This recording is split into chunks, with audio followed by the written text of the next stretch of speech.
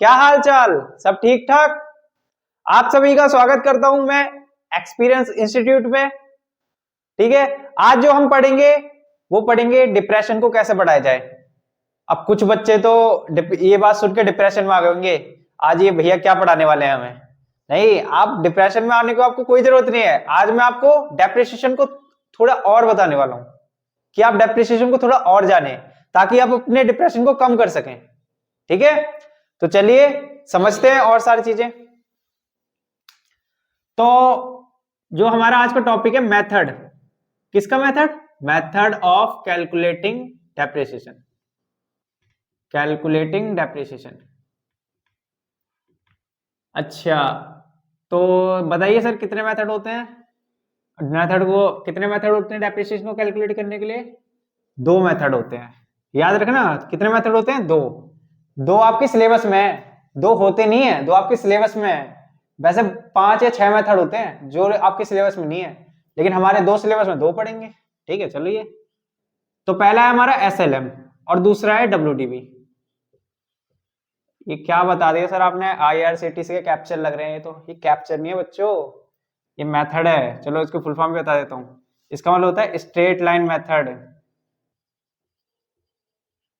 और इसका मतलब है डब्ल्यूडीबी मतलब return down value method. Value method. अच्छा, आपको दिख तो रहा होगा, आई थिंक सब क्लियर दिख रहा होगा। और अगर कुछ ना दिखे तो मुझे कमेंट में बता दो, अगर कोई भी दिक्कत हो गए तो बता दिया करो मुझे कमेंट में। ठीक है, चलिए। एसएलएम स्ट्रेट लाइन मेथड, इसको हम सिंपल लाइन मेथड भी कहते हैं। Simple line method,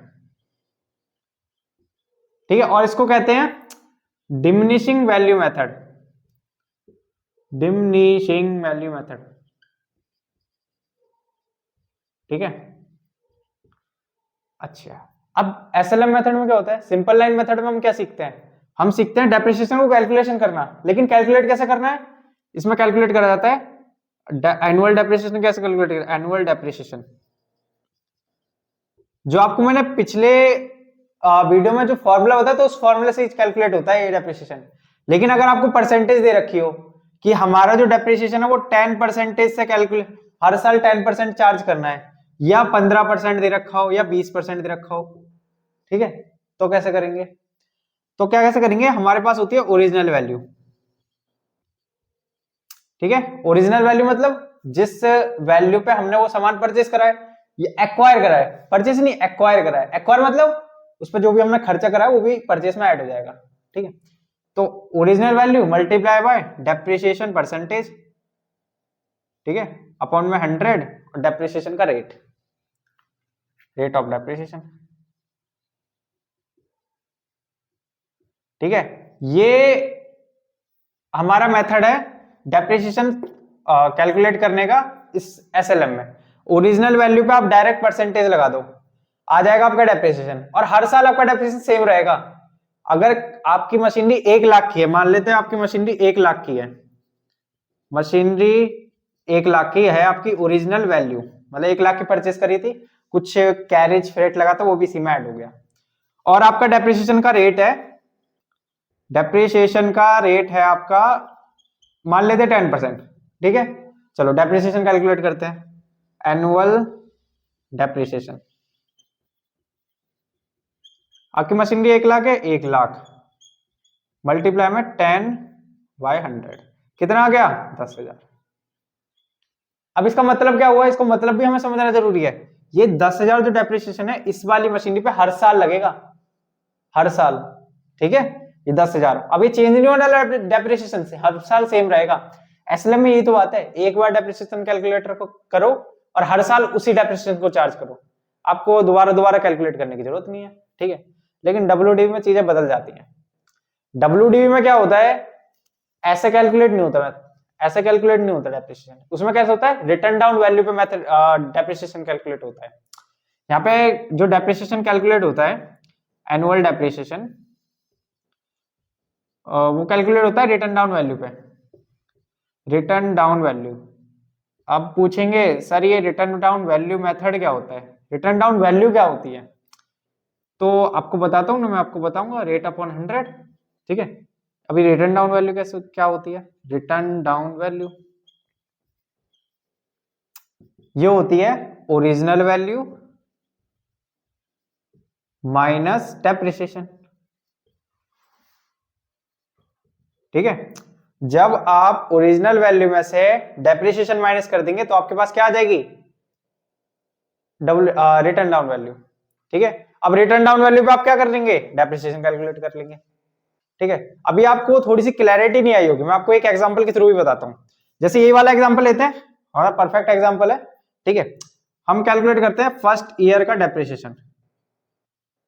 first year का, तो फर्स्ट ईयर का डेप्रिसिएशन आ जाएगा 1 लाख, क्योंकि 1 लाख की वैल्यू की मशीनरी है हमारे पास, 10% आ जाएगा तो 10,000 आ जाएगा।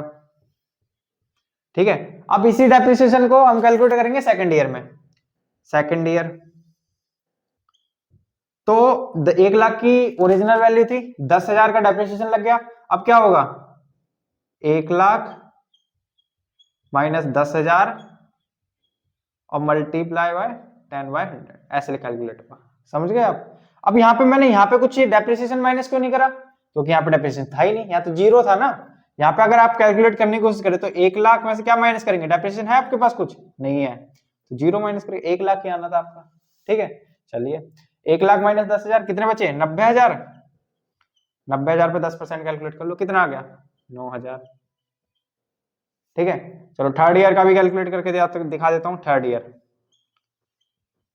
अब आपकी 1 लाख की ओरिजिनल वैल्यू थी और आप पे 10,000 का डेप्रिसिएशन, इस मशीनरी पे 10,000 का डेप्रिसिएशन भी लग चुका है, 9,000 का भी डेप्रिसिएशन लग चुका है। तो 10,000 का डेप्रिसिएशन भी माइनस हो जाएगा, 9,000 का भी माइनस हो जाएगा। ठीक है, और 10% फिर, तो ये कितना बचा? अब ये बचा 81,000, और 81,000 का 10% मतलब 8100।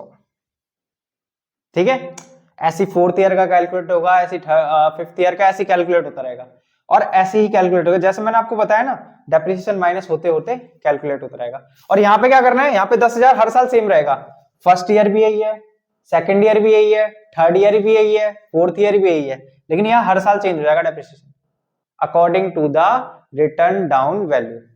ठीक है, आई थिंक आपको ये दोनों का डिफरेंस समझ में आ गया होगा, और नहीं समझ में आएगा तो आप कमेंट बॉक्स में मेरे को कमेंट कर सकते हैं, पिन कर सकते हैं, मैं आपके कमेंट का जरूर जवाब दूंगा। तो आज की वीडियो के लिए इतना ही। नेक्स्ट वीडियो में हम इसके और क्वेश्चन समझेंगे और इसको थोड़ा और जानेंगे और आपके डिप्रेशन को दूर करेंगे। ठीक है, तो बाय बाय।